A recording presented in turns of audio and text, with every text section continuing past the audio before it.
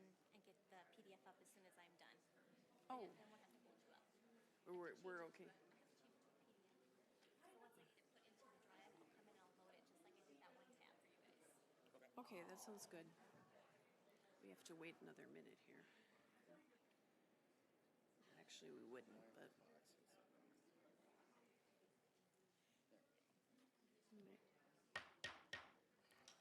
Good evening. Today is January 27th at 7 p.m. and I'm going to call to order this meeting of the Richfield City Council. If you're able, please rise and join us in the Pledge of Allegiance. I pledge allegiance to the flag of the United States of America and to the republic for which it stands, one nation, under God, indivisible, with liberty and justice for all.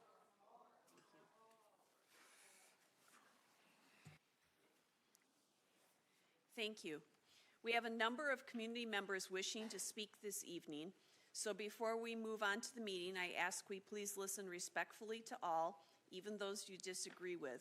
Please do not clap, cheer, shout out, or boo. We will also have some agenda items dealing with requests made at our last council meeting and follow-up information during the city manager's report. So I encourage you to stick around after open forum for the full meeting. Please now join me in a moment of silence for Alex Jeffrey Preddy, who died so tragically last week after being shot by a federal agent.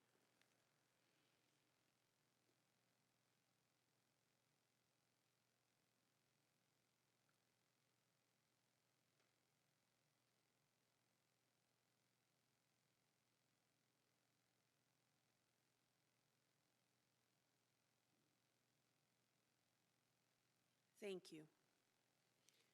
I want to offer my sincere condolences to the family and friends of Alex Preddy. We grieve with you as a community. Alex should still be with us here today, along with Renee Good. I'm deeply saddened and angry that families across our community have been ripped apart and traumatized by ICE activity and detentions, that they are not able to leave their homes to go about their lives in peace and are struggling to meet their daily needs. This is beyond wrong. I call upon our federal government to end Operation Metro Surge. It is not making us safer, it's making us less safe. Every community member deserves to live in peace and dignity. Again, I want to thank all the volunteers who have been out in the community, distributing food, providing transportation, keeping a watchful presence at schools, places of worship, and local businesses, and engaging in peaceful, legal observing. Our community is under siege, but we stand together in solidarity with love. Together, we will remain strong and meet this latest challenge. Are there other council members who wish to make remarks? Councilmember Coleman Woods. Absolutely. Thank you, Mayor. Yeah, I have seen some amazing resilience from our neighbors this week, and since the last council meeting, even more organizing, even more peaceful protests, and I am proud of our community for continuing to maintain our level-headedness, to maintain our cool, even in this tragedy, in the amount of tragedy that we have seen. And I couldn't be prouder to be a part of Richfield, and having grown up here as one of the only brown girls on my block, and I will die on this hill that our community will stay together, we'll stay together peacefully, we'll continue to make the changes that we need to make in order to make sure that our neighbors are safe, and I will make sure that we can recover. It's going to take some time here because I think that we have there's been a lot of trauma that's been caused here. We are so resilient, and we will continue to power forward in terms of how we can move forward. And I'm so grateful for everybody that's been able to be on the rapid responders lists, people that have brought food, people that have helped get people back from Texas having been unlawfully detained and sent to those detention centers. Some of these are miracles that are happening before us. I actually was able to witness one this week. After a family had been detained last week on Monday, they were brought back to the Whipple building on Saturday night. It is happening.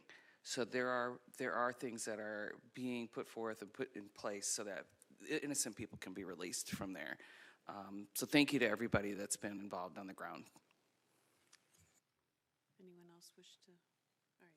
Councilmember Hayford O'Leary. Thank you to everyone who's here in this room and those of you who can't join but are still involved in the community. It's awful to start a second meeting in a row recognizing a Minnesotan who has been killed by these federal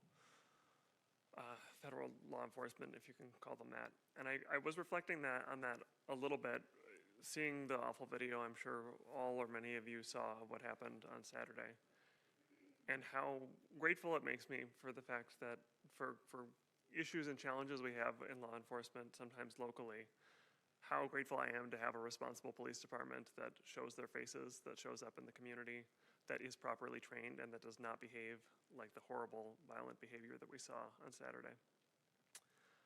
I think not only are federal agents doing harm directly to community members that they are abducting or in some cases killing, they're doing harm to the law enforcement profession by making it appear to be people acting recklessly with complete disregard for the people they're charged to protect. So I want to thank all of you for, again, being involved. We've seen some positive developments, like Greg Bavino being shown the door, but I want us to remain peaceful but not complacent. I was proud to be one of 50,000 people in downtown Minneapolis last Friday protesting. I know there'll be another march this week, and the continued involvement on the ground here in Richfield is so important. So I think we are doing well. We are not only helping and saving community members here, we're serving as an example to the country of how to do this right, how to do it peacefully but persistently, and to show the Trump administration that they cannot just railroad over Minnesota. So thank you for being part of that. Great. Councilmember Burke.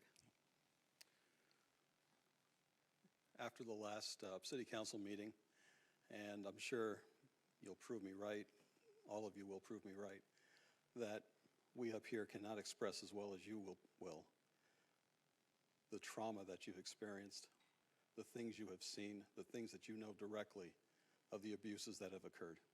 And I want to thank you all for being here and standing witness and tell us these stories, because this needs to be known, it needs to be recorded. Thanks goes to those who are out there who are recording the abuses that are occurring. Again, these need to be documented and recorded so that hopefully once again, hopefully this time people will learn about the abuses that can occur through government and the best way to deal with it. I still get messages from some people in the community. They are our neighbors, they are our fellow residents who insist that the city should be doing more to cooperate with ICE. And I respectfully tell these people that no, that when you have a federal government that is not respecting rights and is not respecting human rights and common decency and humanity, that the right thing to do is to protect those people from the federal government. There is hope, as has been mentioned, but that hope really is going to have to come from getting the message out beyond the borders of Minnesota. And I encourage you, if you have family, friends, relatives who live outside Minnesota, to contact them and ask them to speak to their representatives in the federal government. I have family across the state, and it astounds me the messages that they're being told about what's happening here. They're getting the wrong messages. So please reach out, make those connections. This is a national problem. This is not a local problem. And the only way it's going to be solved is that the federal government gets the understanding that the entire nation gets it. I want to thank you all again, and I'm looking forward to hearing to your comments. And I'm also looking forward to the city expressing to you the concerns that have already, and the suggestions that have already been laid out, the things that we can do and are willing and are able to do, and that we will continue to engage in dialogue with the community to see what we can do. So thank you again. Councilmember Christensen, did you have anything to add? Yes, I do appreciate the city workers and the police department in Richfield and also the residents very much, because I am temporarily homebound for medical issue, so I have not been out and about in the community as much as I would like to, but I am looking forward to the day when I be able to go out and support the small businesses again and talk with the people in the community in their homes again and that type of thing. So in the meantime, I rely on social media, the posts and the news, that type of thing, what's happening. And I look forward to the meeting again with everybody in person. Thank you. At this time, it would be in order to move approval of the agenda. I move approval of the agenda with an additional item 11A to discuss joining in legal brief. I second that motion. Okay, it's been moved and seconded. Is there any discussion? So just to be clear, we're going to be adding item 11A to discuss the legal brief. All in favor, please say aye. We got to do a roll call. Oops. Oh, thank you. I'm glad Nice you work. reminded me. We have to do roll call. So, City Clerk Friedrich, go ahead. Yes, thank you, Mayor Seppel. Councilmember Burke. Aye. Councilmember Hayford O'Leary. Aye. Councilmember Christensen. Aye. Councilmember Coleman Woods. Aye. And Mayor Seppel. Aye. Thank you. All right, we've adopted the agenda as amended. Next would be approval of the minutes from the City Council work session from January 13th, 2026, the regular City Council meeting from January 13th, 2026, and the special City Council meeting from January 15th, 2026. I move to approve the minutes. Second. It's been moved and seconded. Is there any discussion? City Clerk Friedrich, could you please call the roll? Yes, thank you, Mayor Seppel. Councilmember Burke. Aye. Councilmember Hayford O'Leary. Aye. Councilmember Christensen. Aye. Councilmember Coleman Woods. Aye. And Mayor Seppel. Aye. Thank you. And now we have approved all three sets of minutes. We're now moving on to open forum. There are a number of people wishing to speak tonight, so we will strictly follow the 3-minute time limit. I will hold up a yellow card when you have 30 seconds left and a red card when your time is expired. And I would like to remind you to please listen respectfully and quietly to all, even those you disagree with. When you approach the podium, state your name and the city of residence, and then I will start the timer.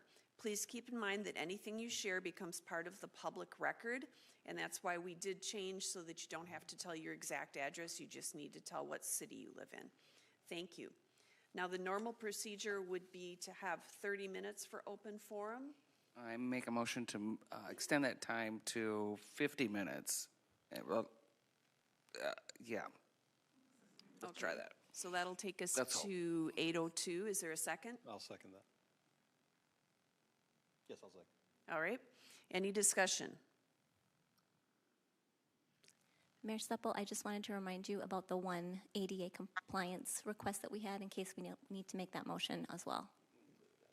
So, yeah, we included that one. And if we get to the end and there's more people that want to speak, we could have a second motion. Is that correct? All right, thank you. So we right now have for 50 minutes. And could you please call the roll? Yes, Councilmember Burke. Aye. Councilmember Hayford O'Leary. Aye. Councilmember Christensen. Aye. And Councilmember Coleman Woods. Aye. And Mayor Seppel. Aye. Thank you. Okay, we've extended the time limits. And I'm going to follow the suggestion that was made the last meeting and say who's up and then who's on deck. So our first speaker will be Betsy Stark, and Deb Nordmarken is on deck.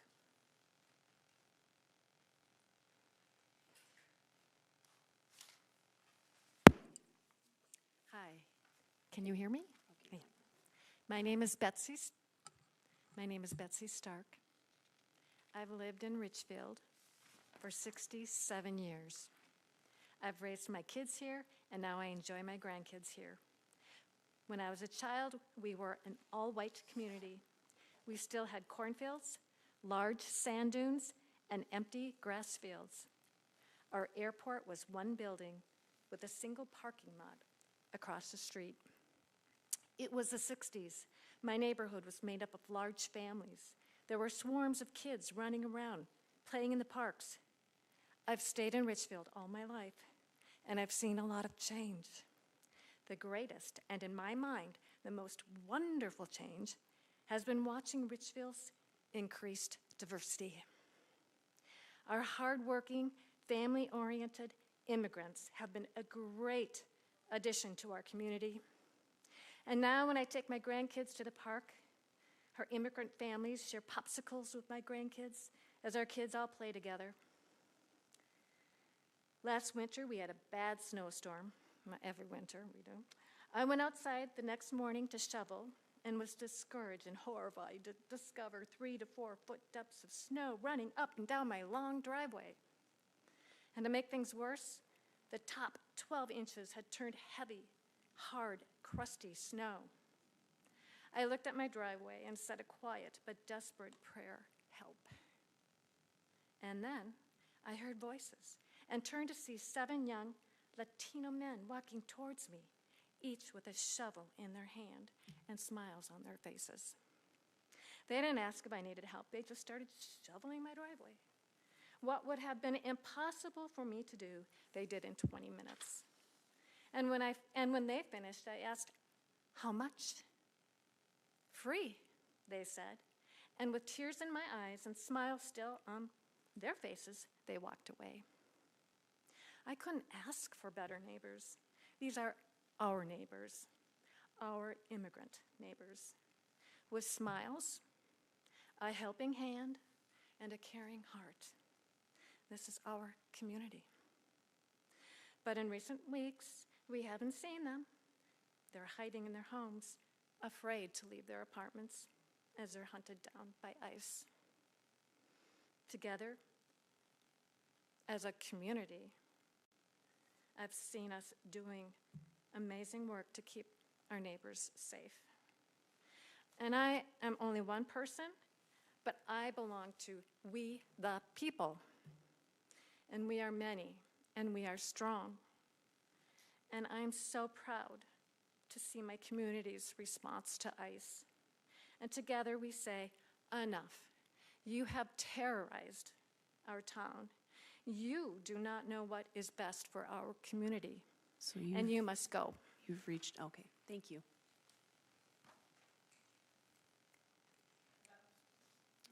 Okay, next we have Deb Nordmarken, and on deck is Alicia T.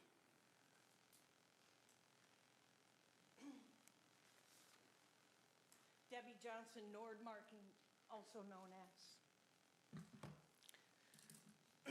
I am so glad actually to have everyone here because I don't think if you were here you would be aware. And thank you, Shahan Hartford O'Leary, for getting the name right. It's why I could not find information about Joshua James Moten. Do you remember the case of the 14-year-old girl that was taken out of a class? I don't know all the details. We have not had full disclosure at all. Other than what I've been able to read. The superintendent hasn't really said anything at all. How is a 14-year-old girl able to be taken out of a class? And he wasn't even a teacher. I don't know. I don't understand. But this last week, he waived a jury trial. And I have to tell you, this is where I am really very angry because the judge that oversaw the case, he got no jail time. He gets 1-year work release from home with an ankle bracelet. He does not have to register as a sex offender, according to Judge Sarah West. And I don't know if you're familiar with her name. But I already did not care for her very much because 2 months ago in November, she overturned a guilty fraud verdict by a jury of our peers. She overturned the verdict. And now she's letting sex offenders off without registering. What do you think his job is since he's on work release and doesn't have to register? So what I'm asking is that we, as a city, speak up. This judge, she is obviously abusing power. I mean, don't you think? Why doesn't he have to register as a sex offender? I want to know. How do you take, as a 23-year-old, take a 14-year-old girl to a hallway? If you read about the emails that we did get to hear about, she was frightened. I don't know. I'm sorry, but I'm a survivor, and I just have so many questions, and I don't know why you're not asking. Because you don't know, but now you do. So roll with me here, because I know a lot of you think I'm evil because my husband's a first responder, and I fear for his job every day because they're attacking civil servants.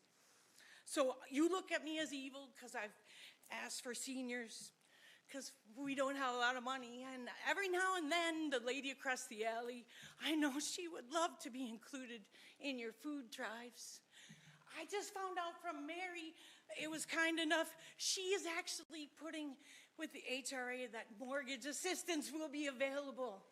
Homeowners can ask you, you were a taxpayer, how many years? You have a couple of months, and your city doesn't even allow you mortgage assistance, but there's plenty of renters assistance. You've reached your end of your time. Correct? We need to do something about Judge Sarah West. And you need to say something to this school board. Thank you. Speak as loud as you do against ICE, because my husband's a first responder, and I'm afraid for him every day, and you guys are the ones making me scared. All right. All right, so we have Alicia T., and on deck is Coral Thacker.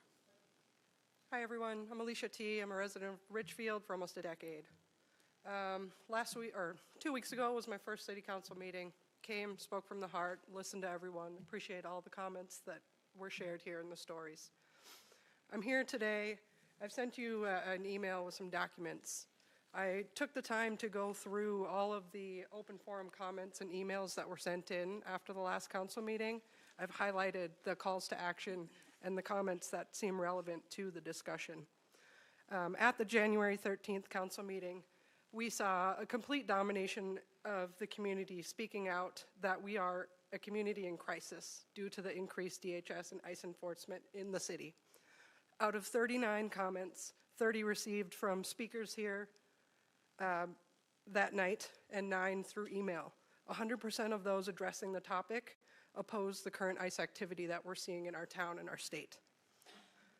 Residents described an atmosphere of terror, citing specific incidents such as the abduction of teens from Target and surveillance at local schools and daycare centers. The overarching demand was for City Council to move beyond thoughts and prayers and take tangible legislative and law enforcement actions to protect our residents.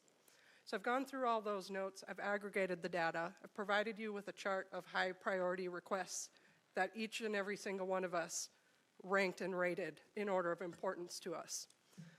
The highest or the critical items that over 15 or over 10 members raised were police intervention and non-cooperation with ICE and DHS, Border Patrol, whatever you want to call these goons, and removal of the flock camera system or stopping sharing flock data with DHS. We also raised concerns and a call to action for eviction and rent moratorium. I was happy to see that some funding has been allocated to VEEP and action is being taken there. That's a huge win, and I thank you for that. We also asked that, I think it was Alicia Waters who did the research and brought up the City Code Section 306 and City Code Chapter 13 Part S, things that we can take action on now, and I understand we'll be hearing more about those items later. Thank you for those also. In general, we saw a huge calling for action, real action from our city. I'll stop talking about the first form and just mention I've also included examples that I've seen from other cities in the area. Roseville, their paper has put out the same week that we met 2 weeks ago, details on a day-to-day timeline of what they've done. I've also shared with you examples from social media, which was brought up by this group last week, showing communities of Falcon Heights and Roseville doing the exact things that these folks in this room or on email virtually joining have shared. On the last page, you'll see the mayor and council members of City of Roseville. Should you need any help, please contact them. Thank you. Thank you. Next, we'll have Coral Thacker, and on deck is Ashley Daniels. Oh, and without objection, we did have an ADA request, so I'll incorporate that in if there's no objection. All right, thank you. Go ahead, Coral. Hello, I'm Coral Thacker. I live in Richfield. I want to start out with a poem written by Lindsay Rush that I plan to use in protest art video and a photography session soon, featuring my new hair. It is called Being a Bit Much During the Apocalypse. I brought glitter to a gunfight again, armed and dangerously hopeful, despite the icy breath of fear at our backs. Despite the hateful Christian love on display, I've never been quiet a day in my life, so why start now? If joy and justice go hand in hand, and every sorrow has a song, then I'll go down swinging and singing at the same time. I think we must strike, we must protest, and we must fight authoritarianism. I fought for our country as an Army vet in Iraq, and this is worse than that. I feel like I'm on a domestic deployment when I go out with my friends and go on these patrols, training them in on the job in one night. I want these recent events to topple the two-party system. Capitalism is the devil. Profit at any price, including human lives, and the very demise of the natural environment on this planet that we call home. Again, I want to reiterate, humans are humans, and none of us are better than the other, no matter what we've done or what we do in our lifetime. I think it's time for America to wake up. Not only those in the MAGA cult, but all of us. All of us. We can't sustain as we have been for much longer, but there's a better way if we're going to be able to repair the fallout of what this administration and what the federal government have done to we, the American people. We have to find a better way. I know we have our small bubble and our small community to worry about, but I fear for our entire country.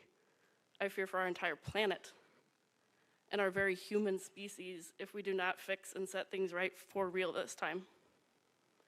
I don't intend to scare anyone or preach a radical ideology. I just want us to look about others and look and think about others more, and really think about moving towards the idea that a democratic socialism society is truly just humanitarianism at the end of the day. It's the closest that we can come to equality and true democracy, though we will still have to work towards that.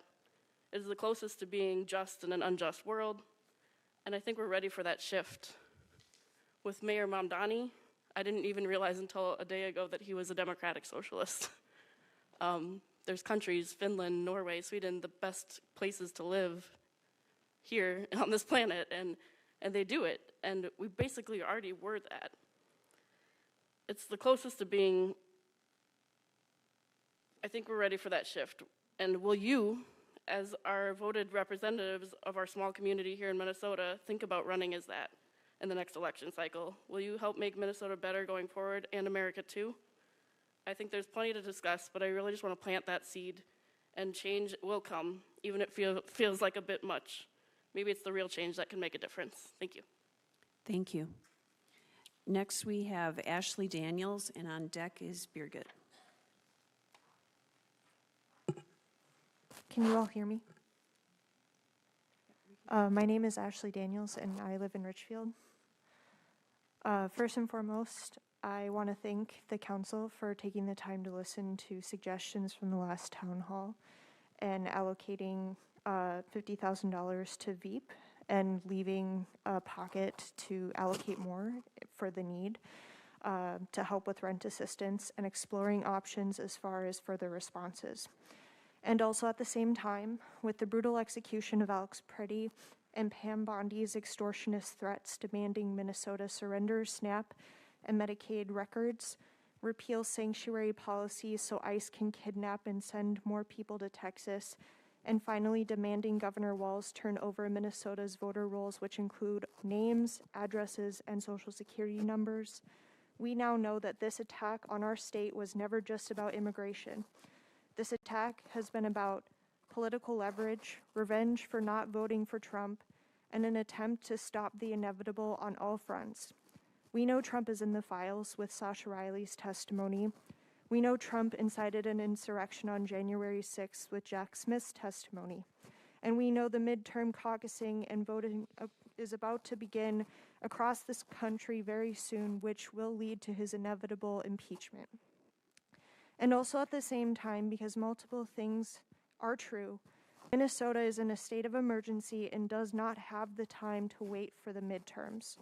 So in this moment, I am calling on the council to join both the city of Minneapolis and St. Paul to sign a proposed resolution to call on Governor Walz to sign a statewide eviction moratorium to keep Minnesotans housed and safe, to also include encampments to protect people who are unhoused, but also to call on Governor Walz to declare a state of emergency, to call on our state representatives to pass an emergency budget to give our communities a financial safety net to avoid a historic mass eviction crisis and to prioritize people over profits. In this moment, as I speak, the people have organized in this state in ways that will be written about in history books. We participated in the first organized strike nationwide since 1946, and the first one in Minnesota in nearly 100 years, with 50,000 people marching to protest in detest of what ICE and the Trump regime are doing in our state.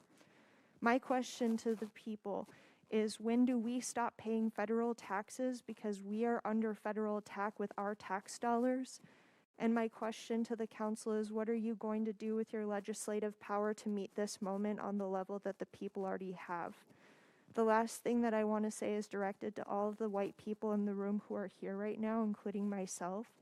This is a moment in history that we need to describe accurately, because while there are a lot of us making comparisons of ICE to the Gestapo, we also need to recognize that the Gestapo and the Nazis studied from the Confederacy, the KKK, our founding fathers, and the Pilgrims who brutalized Black, Indigenous, and people of color centuries before the Gestapo, and now ICE. We must confront the dark past of our ancestors, name it for what it is, and continue to show up for our neighbors in all the ways we can, to do all the good we can for as long as it takes to abolish ICE. Bovino is but a small cog in the machine. We cannot stop now because our neighbors are worth it. Thank you. Thank you. Okay, next we have Birgit, and then on deck is Travis Mord. Birgit Johnson, Ridgefield resident. For those of you who are not the nice people, those who look away when they are inconvenienced or see something that should have been reported, I thank you. A democracy only works with participation of all, and for that we are needed. To vote, to be informed, and to speak up. And we shouldn't just speak up when we should speak. We shouldn't just speak up, we should speak truth to power. Our participation helps to keep a check on those in power, but this participation is a duty we must accept, especially if we feel inconvenienced or afraid. Watching our neighbors' and friends' safety is what we are supposed to do. When we see something, especially something that is horrendous, we should not be afraid to say the truth. Right now in the United States, we are witnessing the rise of complete, unabated authoritarianism. The parallels of this rise of authority are very close to those of 1930s fascism. This is not the American way. This not only affects us locally as a city or state, this will have lasting consequences for us as Americans on the world stage. It will last for generations. if you don't want to be part of this slide down to a fascist country, speak truth to power. Question authority. Otherwise, you can be one of those nice people and look away for your convenience. Minnesota nice got a lot nicer. And hold on. Thank you. Next, we have Travis Mord, and on deck is Brianna Darling. Travis Mord, City of Richfield. Hello, council members. Thank you for taking the time to listen to me today. My name is Travis Mord. I'm a resident of Richfield, a father of 2 children, and a licensed psychologist practicing around the community. I recently sent a letter to each of you voicing my concerns related to the conduct of federal ICE agents, and I want to first thank those of you who took the time to personally respond to my letter.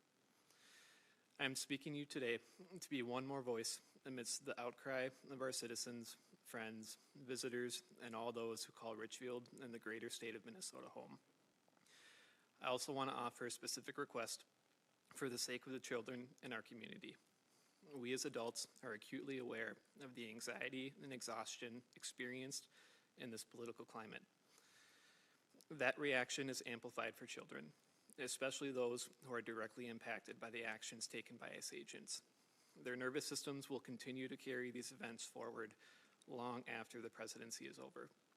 We have extensive research showing how childhood trauma affects academic success, resilience, and many long-term outcomes of children. Despite the bleak nature and sense of fear created in this current political climate, I am encouraged at the recent news of the reduction in ICE presence and removal of Greg Bavino from Minnesota. It is obvious that this is not the end, and more steps need to be taken, but it is healing to see the needle shift in the other direction, even if briefly. I want to offer an encouragement to each one of you, especially as it pertains to your role in fortifying the sense of safety for children in a time of recovery. For recovery for a time like this needs to be active. How our community organizes to process these events will have a direct impact on how our children internalize these experiences into the future. Please continue to be active in your roles while we all make it through this time.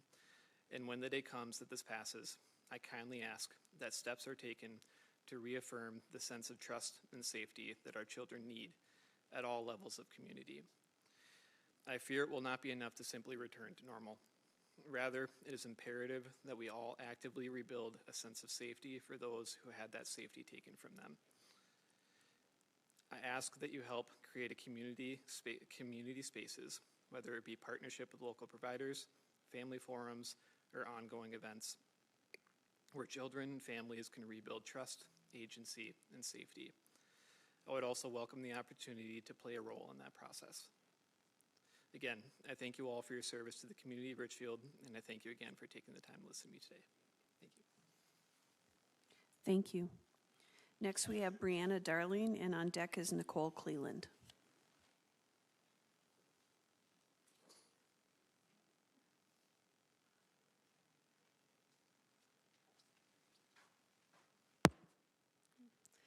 Hi, I'm Brianna Darling. I am a Richfield resident, Ward 1, and everyone else did so good with their notes and preparing, and I did not. I just wanted to share that me and my husband bought our house in Richfield about 9 years ago when we were pregnant with our first child. We didn't know anyone here at the time. It was just convenience, closer to work and a little bit quieter. And then we settled in. We had our first kid, we had our second kid. We started to do the things, spending our summers at the pool and our weekends at Wood Lake and taking our kids to ECFE, and all the while making friends and meeting neighbors. Our kids now go to a dual language school, and it has just come to be that our friends and family in Richfield, our neighbors, are the people that we care most about in the entire world, and they are what makes Richfield what Richfield is. You know, over the years, I have become one of Richfield's biggest cheerleaders. I love this city so much, and without our neighbors, we would not be who we are. And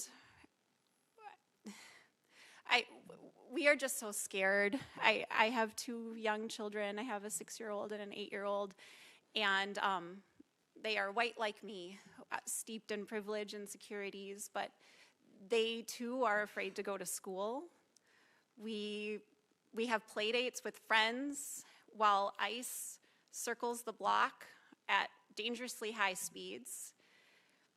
We have friends who get pulled over not because they're speeding or because their taillights are out or because they've committed a crime, but just because of the color of their skin. Our girls' teachers are pulled over for the same reason.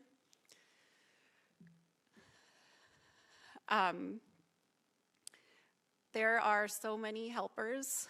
There are so many helpers, and we are all just so scared. I know that we are not supposed to make sweeping generalizations about groups of people, but throughout my time living in Richfield, I have come to believe that our immigrant community is the best of the best. They are what makes our community so good. We know numbers and stuff. We know that they're good for our economy because of their businesses and because they buy stuff and they pay taxes. But more importantly, they are good because of the people they are. They raise good kids. They contribute by showing up, by helping their neighbors, and by just being here for us. So I just wanted to share that. I just wanted to emphasize what everyone else is emphasizing. Thank you for doing what you do. Continue to do more. Thank you. Next, we'll have Nicole Cleland, and on deck is Patrick Jones.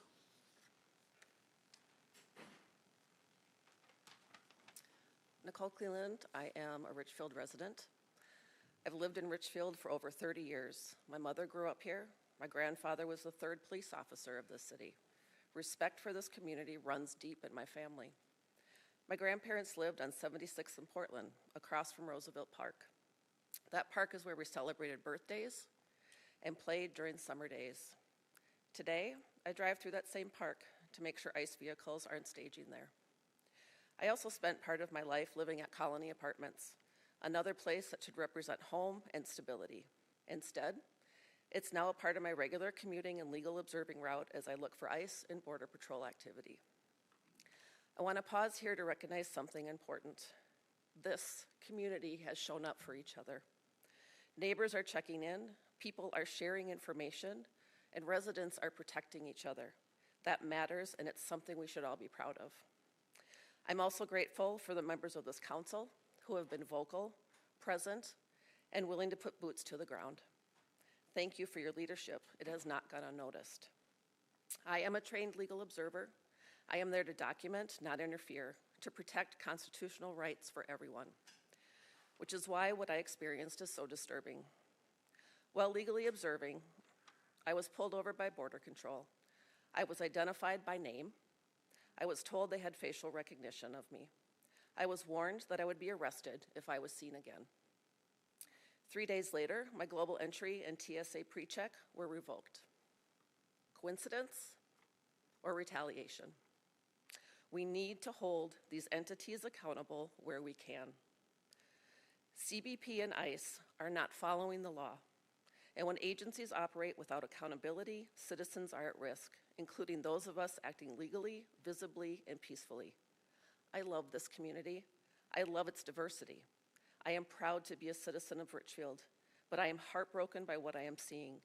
Immigrant-owned businesses struggling, children not able to attend school, families afraid to move freely. This fear has an economic cost, and it's one our city is paying. So I'm asking this council for 2 things. First, what is the economic impact of ICE activity in Richfield? What data do we have on lost revenue, business closures, vacancies, and reduced foot traffic? If we don't have this data, what will the city commit to as far as gathering it and sharing it publicly? Second, What authority does the city have to stop ICE and Border Patrol from staging in our parks and residential spaces?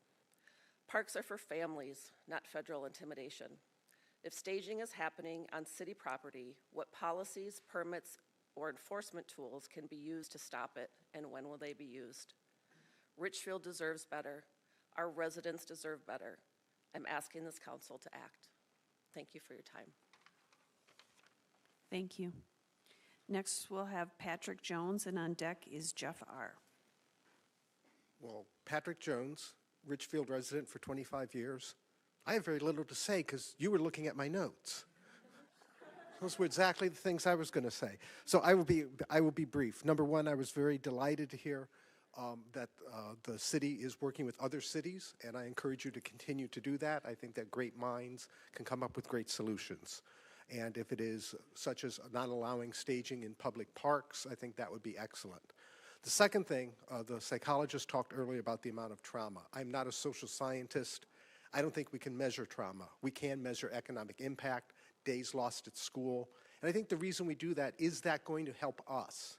No, it's not, because it's going to be in the past. But I think what it does is it documents this time so people remember this happened, so maybe it won't happen again. And then the third thing is on January 23rd, the state, people in the state had a general strike. I don't know if the city closed. If there's another general strike, I hope it would. Thank you.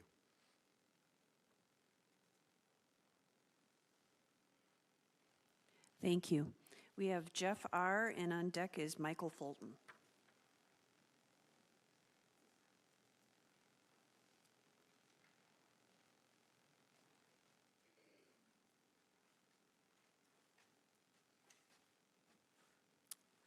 Hello, I'm Jeff. I live here in Richfield. I want to say it's a few good cities done a few good things, like donating money to help with eviction with Veep and everything, but I just feel like there's still so much more that needs to be done.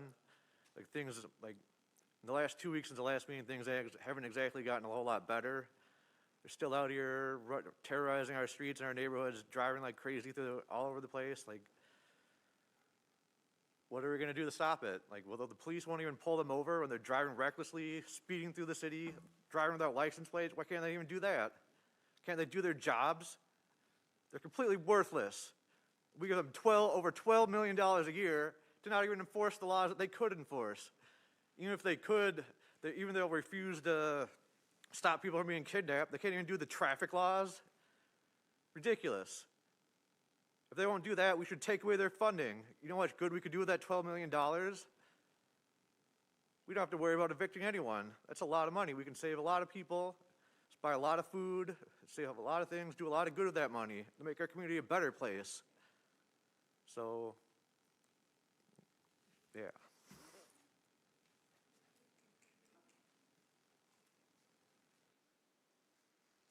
Thank you. So we have Michael Fulton next, and on deck is Landon McKay. Good evening, Michael Fulton. I'm a Richfield resident. I've lived here on and off over the last decade. I moved to the cities for graduate school, moved away, moved back. Now I'm raising a 2-year-old here. I didn't come with prepared remarks. People have said a lot more eloquent things than I'm going to say. I just want to encourage everybody who's here to keep doing what they're doing. I want to offer my support for that. I also want to say I very much support any actions that the city can take to frustrate ICE access to any public spaces. I'm very much in support, as somebody who has worked with smart camera technologies through my life. I'm very much in support of removing surveillance systems like Flock. Please do not have anything like that in this city. Anything that can be done legally, I understand that there are limitations on what the city council can do, but access to public spaces should not be offered to ICE. Compliance from our law enforcement should not be offered to ICE. And I also want to voice my support for continuing to put pressure on the governor for a statewide eviction moratorium. I think that's very important. But I also do want to say thank you for being so open and supportive of these comments, and thank you for doing what you have already done with Veep. I'm very excited to hear that, and that's it. Thank you. Thank you. Next, we have Landon McKay, and on deck is Ben Brown.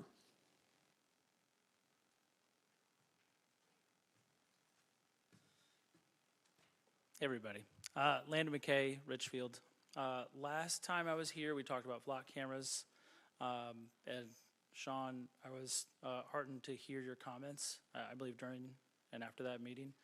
And just like what was previously stated, I think it's unnecessary surveillance that's in our community that's also supporting ICE. And hopefully today we'll have good news about the removal of those cameras, because I think it's important. I think I'm thankful to have a city council that seems to be on the right side of history and not wanting to cooperate with ICE. And I think it's important to make that stand to the community and show that, hey, we're doing actionable things that we can do that are within our boundaries. And I also want to say thank you to Ashley. I think she always comes with tremendous ideas, and I think, we have Veep, but I think going forward, pushing the governor to have a statewide moratorium is a fantastic idea, and doing the work. We have so many people doing the work on the ground, amazing people in Richfield, and my neighbor's Brianna over there, who talked earlier. She's raised thousands of dollars on her own to help people pay for food and for rent, but us on the ground delivering food, raising money, me also donating so much money, and our neighbors and trying to lobby people is not sustainable. So we're going to have evictions, people on the street, and those people are going to be swooped up by ICE. So I think it's fantastic what we're doing, but my ask is let's keep moving forward to protect our community into the future, because we only have so many resources and so many things that we can do right now. We need the push of other cities and the governor to do more. It's short and sweet. Also remove those cameras. Thank you. Thank you. So we have Ben Brown, and on deck is Alicia Watt.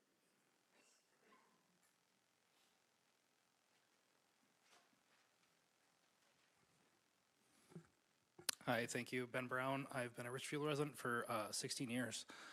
Last time I had some warm and fuzzy Fred Rogers quotes. This time my Fred Rogers thing is a little different. It's the photo of him giving the bird to the camera. I'm pretty worked up tonight. I do foot patrols at RMS at pickup time. And today, at the end of the patrolling around during release time, another parent drove by where I was standing and said, hey, I think that car back there is ICE. And in the pickup line, parked in the pickup line, was an ICE agent on their own. That is completely unacceptable. They should not be allowed within 500 feet of a school or a daycare. We've got to do something to keep them away from schools. Roosevelt was gassed. Another preschool area was gassed. At Edison, a student was taken close to the school. There's got to be something that can be done at some level to not let that occur. They should not be allowed by our schools at the very least. It's ridiculous. My blood's boiling having seen that. It's awful. That's most of what I've got to say tonight. One more thing, just in general, there's a concise definition of, I think the person called it conservatism, but I think it's authoritarianism as well, to look out for whenever you're looking at news. You create an in-group and an out-group. The in-group is protected by, but not subject to law. The out-group is subject to, but not protected by law. And I think that is playing out nationally, and one thing I don't like is how, I was a criminal justice major, so I know a lot about policing, how our police are like, oh, our hands are tied, we can't do anything. Well, go to the schools. Don't let them around our schools. Just be present there. Sometimes just a presence is worth it. Something more has to be done. It's completely unacceptable. Thank you. Thank you. Next, we have Alicia Waters, and on deck is John Grabo.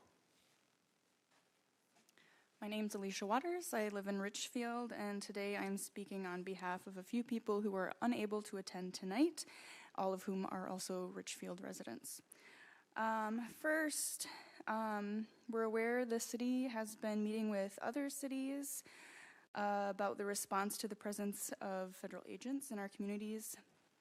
I'm aware that there was a press conference, I think on the 20th, and so we'd just like to learn more about the city's engagement, and I believe the mayor was there, and not sure if the police chief was participating, so we'd just like to know if they were also there. If not, why not? And if so, can the city provide some communication about that so that residents can know that you stand behind us? Second, I did receive the suggestion that the city address the fear of door knocking, of ICE breaking into people's homes. And people are on just high alert, and also our dispatch and the police trained to treat calls about fear of ICE endangering people. Are they going to take those calls seriously? Third is just a reminder that this is far from over, and a call for both the city and for all of us to consider long-term avenues to support our vulnerable members of our community and not just short-term solutions. Nothing short of abolishing ICE and holding those who are murdering and terrorizing people, nothing short of that, holding them accountable will be enough. Finally, just my own reminder to us all, next week is caucusing, so show up. Thank you. Thank you. Next, we have John Grabo, and on deck is Teresa Guthrie. Well, my name is John Grabo. I'm a Richfield resident for nearly 40 years now. I just want to highlight a case that I know of, a woman here who attends a church here in Richfield. She's an immigrant from Venezuela, her and her son. And last week, she received an email from the ICE. Says she's required, and it's mandatory, to report to a meeting at Whipple. And failure to appear for this meeting could have a negative impact on her citizenship status here. She attended the meeting. She had her attorney there. She had a pastor there for support. Her sponsors from the church that helped her come to the United States were there. After about an hour and a half of waiting, this young woman was called out of the meeting and escorted out the door. When her attorney and her pastor said, "Can we come along?" they said, "No, just her." She was gone.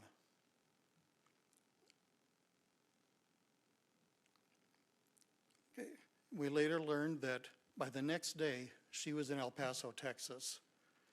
She had a court order that said she should not have been moved anywhere because of her status here was legal.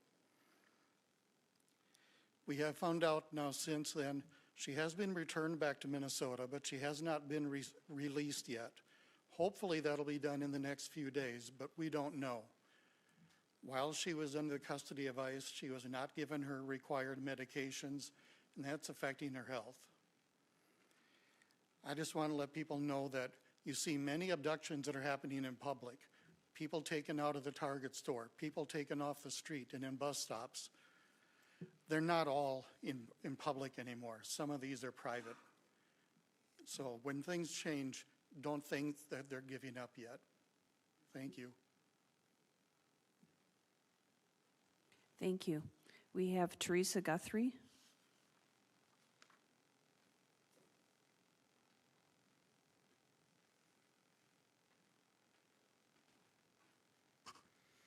Good evening, Council and Mayor. My name is Teresa Guthrie. I live in Richfield. This is very out of my comfort zone to be speaking, so please give me grace. I've lived in Richfield for a little over a year, and I love it. Prior to living here, I taught in Richfield for 10 years. And I loved my students. I loved them all. whether they were Republican or Democrat, whether they were tall or short, black, brown, or white. I love them all. And it tears my heart apart to see what is happening in our state, in our community, from lawless agents of the federal government killing us, stripping us of our rights as human beings. I was going to church the other afternoon, needing a little spiritual community uplift, and I saw ICE agent parked on the car. There were two masked men sitting in a large white truck. I was terrified. They took a picture of me leaving my apartment. I was on private property, leaving my home, faced by these lawless, fear-inducing, inhumane, supposed agents who are not trained properly, we are paying with our tax money. I would much rather, they need to be gone. No more funding them.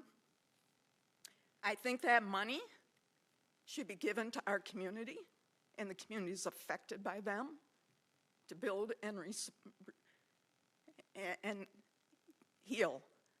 I think our police department has exceeded their budget, in part because of ICE and what they're doing. So I think we should get some of that money for them as well, to pay the cost of what they're doing. They need to be held accountable. I'm grateful for what everybody's doing, and I grew up in Minnesota. I love my state. I love this community, and I'm really grateful that there are so many helpers and kind, loving people. Thank you. Thank you. And the motion had been to go until 8:02, and it's now 8:01, and I believe we've gotten through all the cards. So thank you for everyone who spoke at the open forum. We really appreciate that. What? Which one? Yeah, there will be updates during the city manager's report, and we will also have a couple of action items.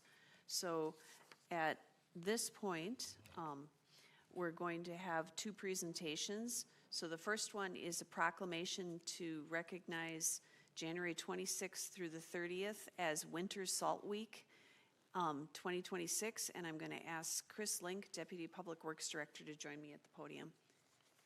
Somebody give that to Michelle.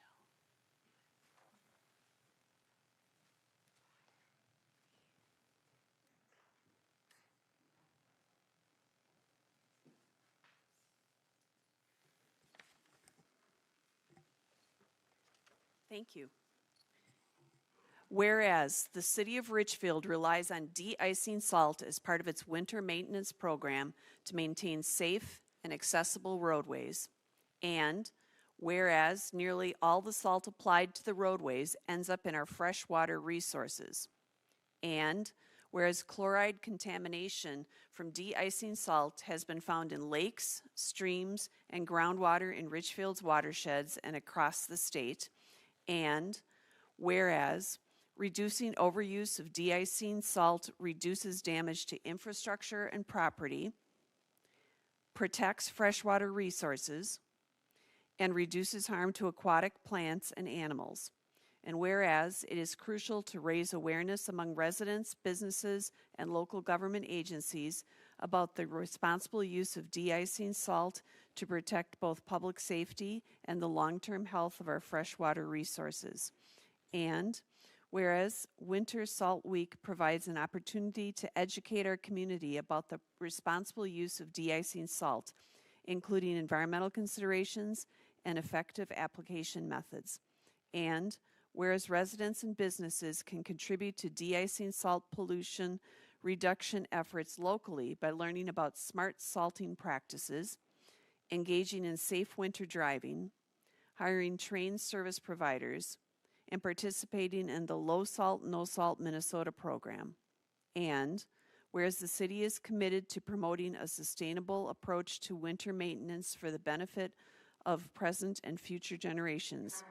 Now therefore I, Mary Supple, Mayor of the City of Richfield, do hereby proclaim January 26th through the 30th, 2026 as Winter Salt Week in the City of Richfield, and urge all residents, businesses, and city departments to take part in activities and initiatives that promote the responsible use of de-icing salt and encourage the adoption of winter maintenance strategies which maintain safety while reducing environmental harm. Proclaim this 27th day of January 2026. Would you like to say a few words? Mayor, members of the council, thank you for this. This is something our department takes very, very seriously. Being good stewards of the environment, we're always looking for ways, methods, how to reduce the amount of salt that we apply on our roads. So thank you. Thank you.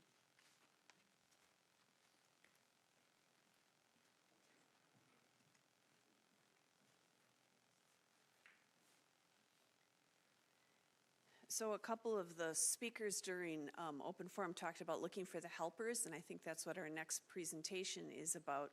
So I'm going to call up the chair of the Richfield Foundation, and they're going to talk about the presentation of the grants. So Lindsay Cry, if you could come up to the front. And I think you may be joined by a few of the grant recipients or the foundation members. I'll let you make introductions. Thanks, Mary. Good evening, Mayor and council members and community members. I'm Lindsay Cry. I'm the chair of the Richfield Foundation. I'm joined here by some other members of our board of trustees.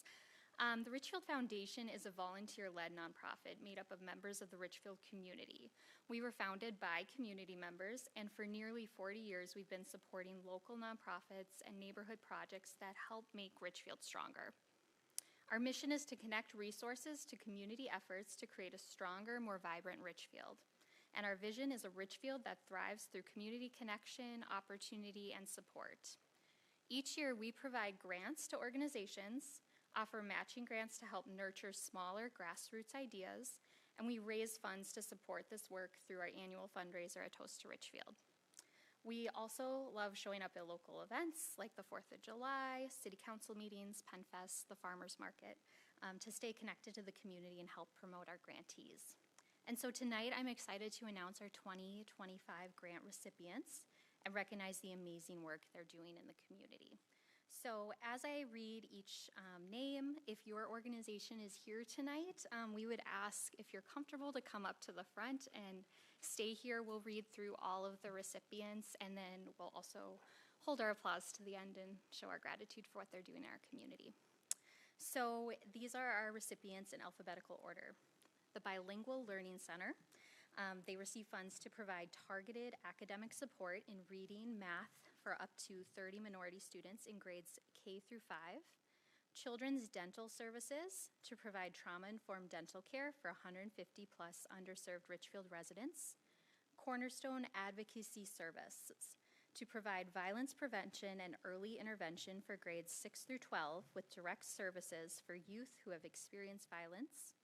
Crossroads Panorama to provide a holiday gathering for youth participating in arts programming to overcome behavioral challenges and build emotional resiliency. Crosstown Young Life to outfit the Confidence Closet and provide Richfield Middle School and Richfield High School students with access to new and gently used clothing free of charge. Down Syndrome Association of Minnesota to provide cooking classes for teens and adults with intellectual or developmental disabilities. Improve Your Tomorrow Minnesota to provide transportation and classroom supplies for college visit and exposure programs serving male students of color at Richfield Middle School. Loaves and Fishes to support operating costs to provide free healthy meals 7 days a week at 2 community meal sites in Richfield. Oasis for Youth to support their outreach van that serves youth experiencing homelessness with case management, referrals, Wi-Fi charging, basic needs and supplies. People with Capes to support their monthly resource group serving families with financial, housing, parenting, and health topics and referrals. Progress Valley to furnish temporary housing for women undergoing outpatient treatment for substance use and mental health challenges. Richfield Dual Language School Parent Teacher Student Organization to provide shade structure for Full Sun Playground to accommodate rest, including during high summer temperatures. Reach for Resources Incorporated to provide subsidized transportation for adults with disabilities who live independently and lack affordable transit options. Richfield Events and Festivals, PennFest, to hire cultural artistic performers for PennFest and in turn supporting groups preserving cultural traditions. Richfield 4th of July celebration, to expand Veterans Park programming for their annual 4th of July celebration, including entertainment, nature trails, and inclusive food. Richfield Meals on Wheels, to subsidize nutritious daily meals delivered 3 times a week for 80 Richfield residents to maintain affordability and offset rising costs. The Richfield Police Department to provide a community partnership initiative that pairs youth overcoming financial or personal hardship with a Richfield Police Department officer for a holiday shopping trip. The Honoring All Veterans Memorial to support their annual Memorial Day ceremony. Uplift North, formerly the Assistance League, to support Richfield students with essential supplies, clothing, college scholarships, and to provide teacher grants. VEEP, to support programs including the food pantry, student hunger program, housing advocacy, transportation assistance, case management, and resource navigation. And lastly, Woodlawn Terrace Cooperative, to support tree replacement following infrastructure renovation at their nonprofit resident-owned cooperative community.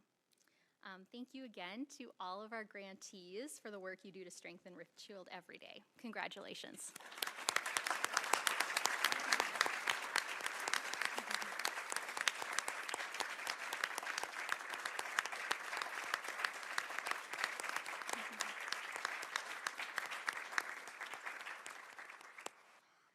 Thank you guys so much. We encourage everyone in the community to check out what these organizations are doing, share their work, volunteer where you can, and support them however you're able.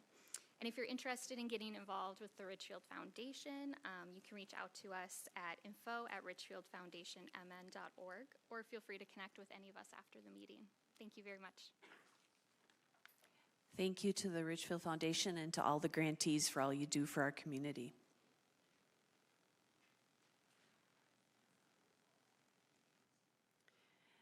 Next, we'll move on to the consent calendar, and I'll turn it over to City Manager Rodriguez. Thank you, Mayor Supple. The consent calendar contains several separate items which are acted upon by the City Council in one motion. Once the consent calendar has been approved, the individual items and recommended actions have also been approved. No further council action on these items is necessary. On tonight's consent calendar, item A, approve disbursements and claims. Item B, second reading of an ordinance rezoning 4 parcels at approximately 76th Street and Morgan Avenue from R to MR2 to facilitate construction of a new learning center for Minnesota Independence College and Community and related conditional use permit, variances, plat, and summary resolution. Item C, consider approval of the second reading and summary publication of an ordinance amending Section 300 and 310 of this Code of Ordinance to establish a Human Resources Department and create a position of Human Resources Director. And I submit these items for your consideration on tonight's consent calendar. Is there a motion? I move approval of the consent calendar. I'll second that. It's been moved and seconded to approve the consent calendar. Are there any questions or discussion? All right, then City Clerk Friedrich, could you please call the roll? Thank you, Mayor Supple. Yes. Councilmember Burke. Aye. Councilmember Hayford O'Leary. Aye. Councilmember Christensen. Aye. Councilmember Coleman Woods. Aye. And Mayor Supple. Aye. Thank you. We've approved the consent calendar. Thank you. Next, we'll move on to proposed ordinances, and I'll turn it over to Councilmember Coleman Woods. Thank you, Mayor. The item for consideration tonight is an adoption of the emergency ordinance limiting the use of city-owned property for the civil immigration enforcement staging purposes. Staff recommended adoption of an emergency ordinance that limits the use of city-owned or city-controlled property for civil immigration enforcement staging, processing, or operational purposes.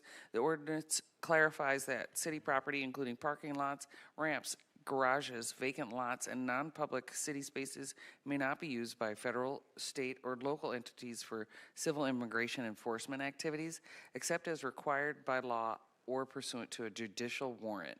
In recent weeks, federal civil immigration enforcement activity has increased significantly in the Twin Cities metro area, including actions that have occurred within the city of Richfield. These highly visible operations have raised community concerns regarding public safety, access to city services, and the use of municipal property. City leadership has received questions regarding the city's role and responsibilities related to such activities. The Public Works Director conducted a preliminary review of city-owned properties and identified 18 properties with parking lots that may require signage to clearly communicate the restrictions outlined in the proposed ordinance. This review focused only on properties with parking lots and was intended as an initial assessment rather than a comprehensive inventory. A map highlighting these 18 properties is attached for reference. The proposed ordinance is intended to provide immediate clarity and direction to city staff, residents, and external agencies while preserving public trust and ensuring consistent application of the city policy. The ordinance does not restrict federal authority to enforce immigration laws, interfere with criminal law enforcement, or limit the execution of the lawful judicial warrants. The ordinance is presented as an emergency measure to protect the public peace, health, safety, and welfare and would take effect immediately if adopted in accordance with the city charter. Any staff suggestions or comments? We're available for questions. And then in this order, I would make a motion to approve the adoption of the emergency ordinance limiting the use of city-owned property for civil immigration enforcement staging purposes. I'll second that motion. Okay, it's been moved and seconded. Is there discussion?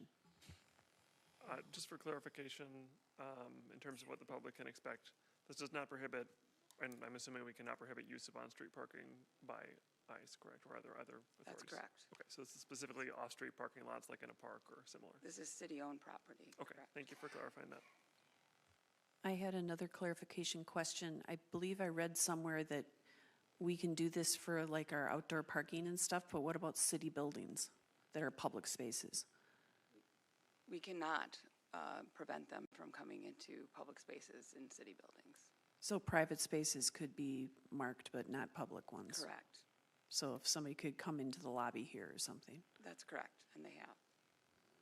All right. Are there other questions? Okay, there's a motion before us. City Clerk Friedger, could you please call the roll? Thank you, Mayor Supple. Councilmember Burke. Aye. Councilmember Hayford O'Leary. Aye. Councilmember Christensen. Aye. Councilmember Coleman Woods. Aye. And Mayor Supple. Aye. Thank you. Okay, we have passed the recommended emergency ordinance. Next, we'll move on. We added to the agenda a resolution, and since it was added this evening, I'm going to go ahead and read it. So this is a resolution ratifying participation in municipal prosecutors' amicus curiae brief, and I don't know if I said that right. The City of Richfield joined a municipal prosecutors' amicus curiae brief filed in pending federal litigation to inform the court of the practical implications that large-scale federal immigration enforcement activity has on municipal prosecution, court access, and local public safety operations. The brief does not challenge federal authority to enforce immigration law. Rather, it supports limiting enforcement practices to constitutionally permissible measures and avoiding disruption to routine court processes, victim and witness participation, and the fair administration of Minnesota law. The restraining order would require ICE to obtain a judicial warrant before entering a private home, stop ICE agents from congregating around critical locations like schools, hospitals, and courthouses, and require ICE officers to identify themselves.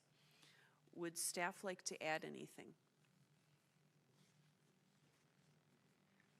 I just wanted to thank the council. I also wanted to thank staff at Kennedy and Graven and our prosecutors. We, as part of those meetings that we've been having with other cities on Saturday, we found out that we had the opportunity to join this. We had about 3 hours to vet it and get information and present it to the council members. I really appreciate the council members making themselves available on a Saturday to give a quick decision on this.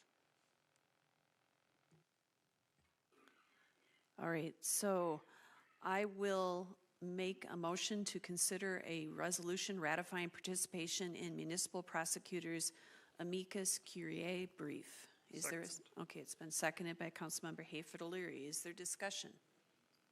Councilmember Burke. Just very briefly that, the significance of this is that this is part of documenting and submitting something to a federal court of how Richfield has been directly harmed. And I'm very pleased that we're doing this. Any other comments, questions? I guess I would hope to hope that we can recover from this financially after this exorbitant amount of expenditure that we've had to pay our law enforcement agents to cover us. And I hope we can recover from this. Thank you. Any other comments or questions? Okay, we have the motion before us. It's been officially seconded. So City Clerk Friedrich, could you please call the roll? Yes, thank you, Mayor Supple. Councilmember Burke. Aye. Councilmember Hayford O'Leary. Aye. Councilmember Christensen. Aye. Councilmember Coleman Woods. Aye. And Mayor Supple. Aye. Thank you. So we have passed the resolution. Our next item of business, I'm going to turn it over to Councilmember Hayford O'Leary. Thank you. This item is to consider the City Council's approval of the Mayor's appointment of a Housing and Redevelopment Authority Commissioner. The executive summary, on December 13th, 2011, the City Council established by resolution that the public's interest is best served by having a composition of 2 appointed council members and 3 mayor-appointed citizens who serve on the Housing and Redevelopment Authority. The appointed commissioners also serve on the Economic Development Authority. Commissioner applications were accepted from November 15th, 2025 through December 15th, 2025 on the city website. On January 20th, 2026, 3 members of the HRA and EDA interviewed 5 residents that applied for the seat. After interviews, the members discussed their opinions and provided a name for recommendation. And then just my own comment I'm going to add after this, the recommendation will be for Brett Stursa for a term. I did just want to say thank you to the other 4 who applied. Everybody came with really thoughtfully prepared, and I was really impressed, and it was wonderful for the city to have 5 great options.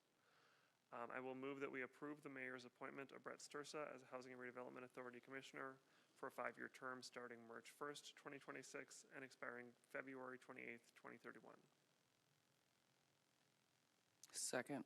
Okay, it's been moved and seconded. Is there any discussion?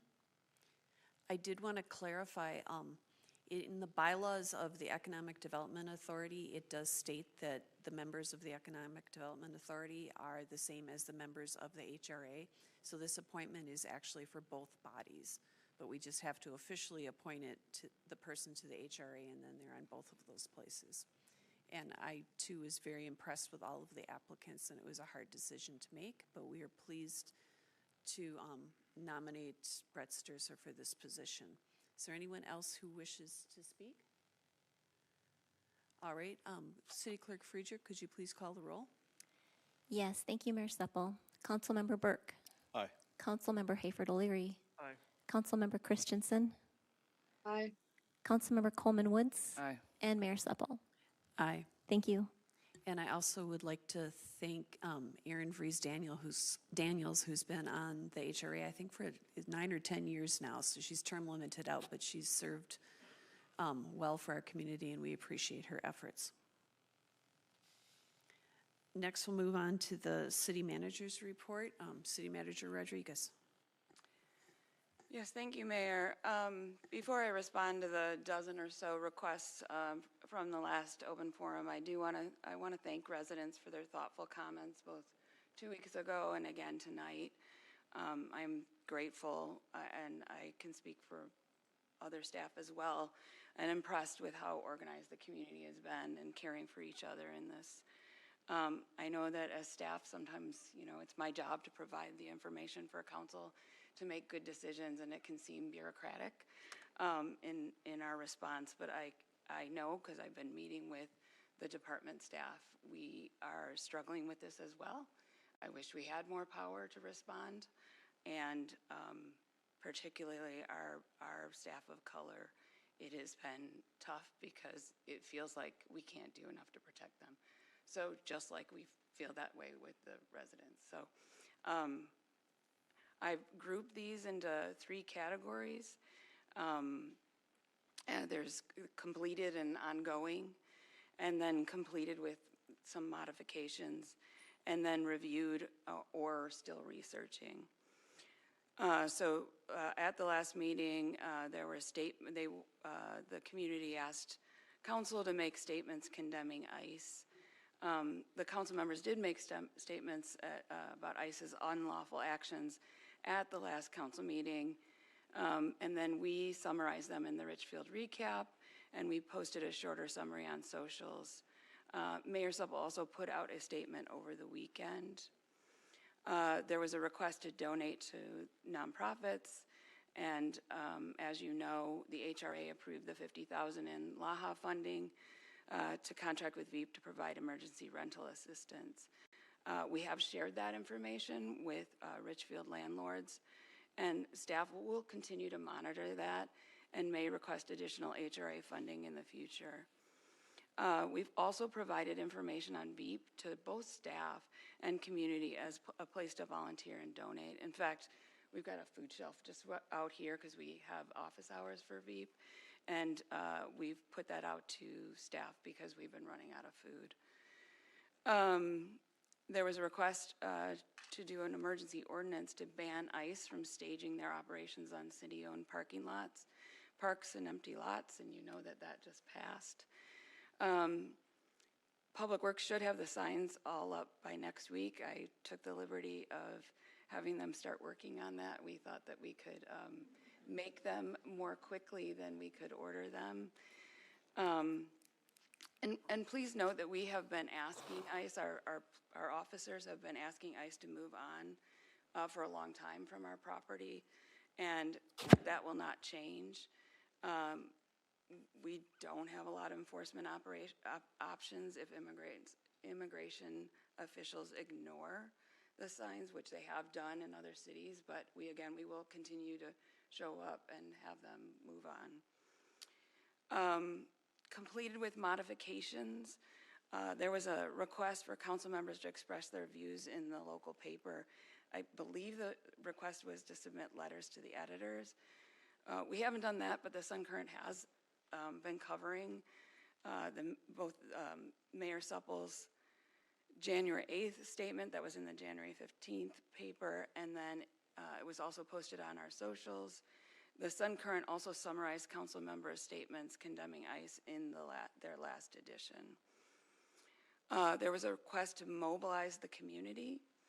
The city is providing information on how to learn more, but we feel like it isn't our role to mobilize and organize, and really, you all are doing such a great job at that. I mean, I know that some of our staff are involved, and they're telling me things before I can learn them. So I do want to compliment you on that. Since the last meeting, we have shared more information. I hear you that you want more information. We shared Know Your Rights information, and that the ACLU Minnesota is collecting reports of unlawful conduct by federal immigration enforcement. There was a request that the city collect the information on ICE's unlawful conduct. If we collect that information, it becomes public data, and that could violate victims' privacy and put them at risk. Also, we don't have an easy way to create a database that's searchable. So really grateful that the ACLU is now collecting this, and then also Attorney General's office has a form on their website that you can report unlawful actions. request to cite ICE for traffic violations and searches without a warrant. Richfield Public Safety, in their proactive traffic enforcement, they have pulled over vehicles with one license plate, which is a violation of Minnesota state statute, and they've found that they are ICE drivers, or ICE agents rather. The officers have issued verbal warnings or written warning citations during these traffic stops, which is normal protocol. Just a note, RPD is responding to Richfield Police Department, sorry, I shouldn't use acronyms, is responding to an increased number of 911 calls. They've had to come out and de-escalate some pretty tense situations between residents and immigration agents. They need to continue to do that, and it is, again, standard protocol that they're going to prioritize those 911 calls over traffic enforcement. There was a request last time to join the Minnesota, Minneapolis, and St. Paul lawsuit. I'll just give you a summary of that, and you know that we just filed this friend of the court amicus brief. So the lawsuit was filed on January 12th. Judge Menendez refused to grant an emergency temporary restraining order, but granted an expedited briefing schedule for a hearing on enjoining ICE activities. The federal government responded to the complaint on January 18th, and then the AG in the cities of St. Paul and Minneapolis replied on January 22nd. Before that, on January 16th, Judge Menendez had ordered ICE officers to limit their tactics against protesters in Minnesota, but on January 21st, the federal appeals court temporarily paused the judge's ruling that restricted agents' use of force.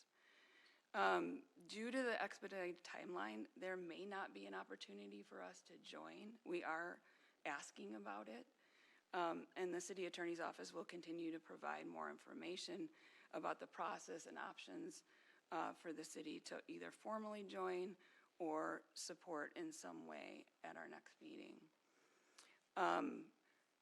Because of that, that we may not have an opportunity to join that suit, I was really grateful for the quick action of our staff and our attorneys and also the council members so that we could file this friend of the court brief. Reviewed and still researching the eviction moratorium.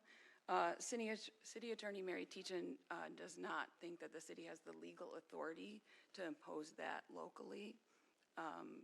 We are exploring extending the notice requirements for evictions due to non-payment, and we'll provide an update on that at a future meeting.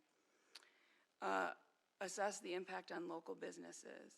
Community development is assessing if we can do this well and the legal issues involved. We are, again, community development professionals are talking to community development professionals in other cities. We're all struggling to try and figure out how to assess this impact. We think it is a very good idea. CD believes that there's 9 businesses in Richfield that have temporarily closed or have reduced hours, but this has been changing daily, so it's been a bit of a moving target. And we may not know the status of some of the businesses. We had a request to turn off the flock cameras.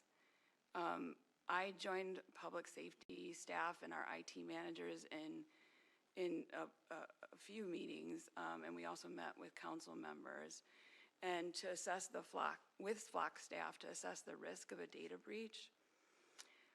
Based on these detailed discussions with staff, we believe the Richfield implementation of the flock cameras has several layers of security to prevent a data breach. We're also confident that Richfield's data is not being shared with DHS or any federal agencies. Richfield utilizes a strict one-to-one sharing configuration exclusively with our dispatch partner, Edina PD. We have verified that Edina does not reshare our data with any county or federal agencies. Also, the national lookup, which is a feature on some software for other cities, it's never been active for the Richfield system, And so the option to turn it on is permanently disabled. Richville also retains, and just so you know, the flock cameras, they take pictures of the license plates. They're just pictures. This is not, you know, videos of people's faces. The Richfield policy is to retain the license plate data for only 30 days, and that compares to the industry standard of 60 days. And 60 days is also the state maximum. There's a lot of information online regarding flock. The reports on the security vulnerabilities in flock cameras were specific to the Condor video-enabled models. Richfield does not own or operate those particular cameras. Because we don't utilize that affected hardware, Richfield's system was not subject to the exposed video feeds or configuration errors that were detailed in some of those reports. Flock has also verified that they have no active pilots or direct contracts with federal agencies, including DHS. There was a request to do more to protect schools and daycares. The police department is already providing extra patrols during drop-off and pickup at schools, and the community has organized to be there as observers. I know Mayor Supple goes regularly. I have tried to make it to some of this, but I haven't been able to yet. Partnership Academy has switched to online learning, and Richfield Public Schools just announced that they have temporarily suspended their field trips to the Ice Arena and Woodlake Nature Center as a precaution. It will be harder to do more for daycare since they're so spread out throughout the city, but we are going to connect with LaRed. It's a network of Latina daycare providers, and we'll see if we can provide some help for them. And that's my report tonight. Thank you. Are there any questions for City Manager Rodriguez? Councilmember Burke. Concerning the possibilities of the city doing something about evictions, I do know that in our legislative priorities that there are two things that we've asked the state to change the state law to require landlords who want to evict people for non-payment of rent to require them to give currently it's 14-day notice. We're asking the state to change it to 30 days.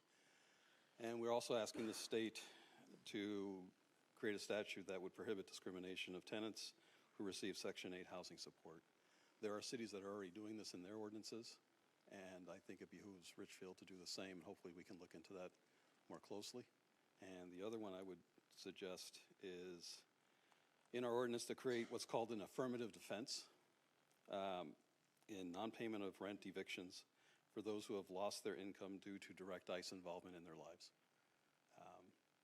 I think it would be wise for us to consider this, to research this. It would be a way for the city ordinance to make it clear that if someone in our city is being evicted and their loss of income is due to ICE involvement, they can bring this as a defense to them in court, and that would be a defense so that they would not get evicted. And hopefully we can look into that. Okay. So thank you. Thank you. Any other questions? Councilmember Hayford O'Leary. I just want to make a brief comment on Flock, acknowledging that what the city manager has described is not what I had asked for at the last meeting. I do just want to clarify, I think there are legitimate privacy concerns about Flock, and I don't think this changes that. However, I do think what we've learned and what we've verified does address the immediate concern about ICE and Flock, and I am satisfied with that answer. So if anybody has feedback for me or the other council, feel free to reach out to us after the meeting. But I do just want to clarify, I think this narrow issue is addressed. Thank you. Other questions? All right, then we will move on to the council discussion, and you can either do hats off to Hometown Hits or any liaison reports. Councilmember Christensen, did you have anything? No, nothing tonight. All right, Councilmember Burke. I want to give a hats off to those who are supporting their neighbors in this time of crisis.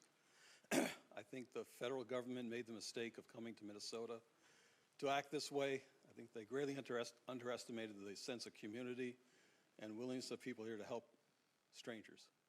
And I hope that others across the nation learn this lesson, that this is the way to deal with abuses by the federal government.